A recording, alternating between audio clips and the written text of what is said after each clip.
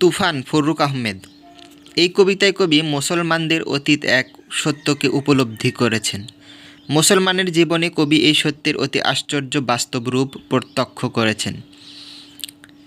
এক দুর্বার গতিশীল জীবনের অধিকারী ছিল এই মুসলমান জাতি। মরুভূমির বুকে সাইমুম ঝড়ের মতো দুর্বার গতিতে সে ছুটে চলত দিক দিগন্তে, আপন বিজয় পতাকা বহন করে। আর আজ তার সকল কর্মের প্রচেষ্টা স্তব্ধ হয়ে গিয়েছে। আজ সে গতিহারা দুর্ভিক্ষ মরকে গণিতেছে তার শেষ দিন।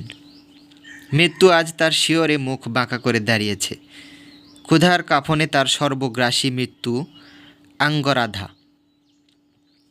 তবু মুসলমানের প্রাণ শক্তিতে কবির অটল বিশ্বাস রয়েছে। মুসলমান মরতে পারে না, এ হচ্ছে কবির দৃঢ় প্রত্যয়।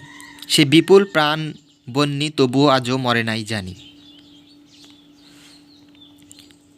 কবির বিশ্বাস মুসলমানদের আবার এই সাইমুমের তীব্র গতি তাদের জীবনে সঞ্চারিত হবে।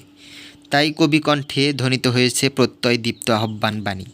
হে বলিষ্ঠ, তুমি যদি নেমে আসো এ পথে বারেক, এই মৃত মরুতটে যদি তুমি দাঁড়াও সন্ধানী, মানুষের এ মিছিলে দিতে পারো যদি গতিবেগ, অনায়াসে সেই ঝড় আবার তুলিবে তারা টানি।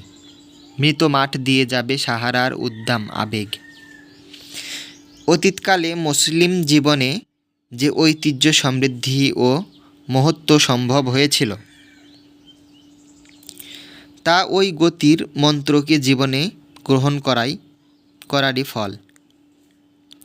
সেই গতি হারিয়েই আধুনিক মুসলমান পতনের অতল অন্ধকারে নেমে গিয়েছে। এই সত্যই তুফান নামক সনেট কবিতায় ব্যক্ত হয়েছে।